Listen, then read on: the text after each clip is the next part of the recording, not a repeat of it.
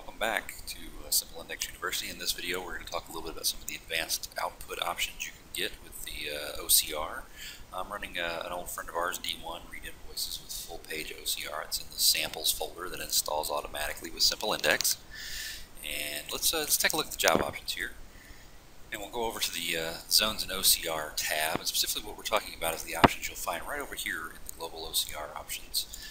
Full page OCR file type specifically. So when this job runs, it's going to read all the text on the page. It's going to do some indexing from matches within that text. And then we have some options as to what we can do with the text that it has captured. It's got it, so why not work with it a little bit?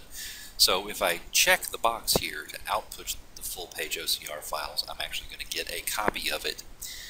And then down here, we kind of decide how I'm going to get that copy. Well, where it is right now, I'm going to get just a good old-fashioned TXT file, text file. And I have some other choices. With these three choices, Word, HTML, or PDF,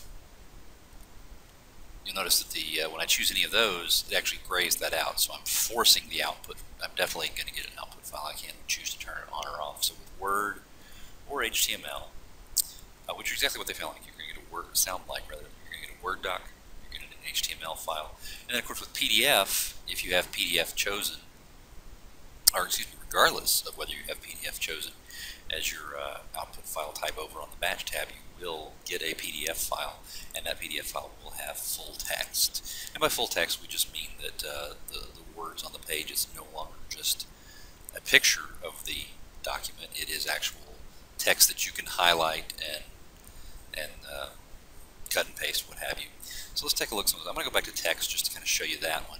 But then I also have already done a couple of versions with some of the others, so we can take a look at that as well. So let's choose that, hit OK here. So let's just run the job here. It's just got a couple of pages, so it'll be very quick. It's just going to load the pages in, do the OCR, which pulls in an account number, an order number, and a company, and just does a little matching there. Very simple. So I'm going to go ahead and save those out and release that batch.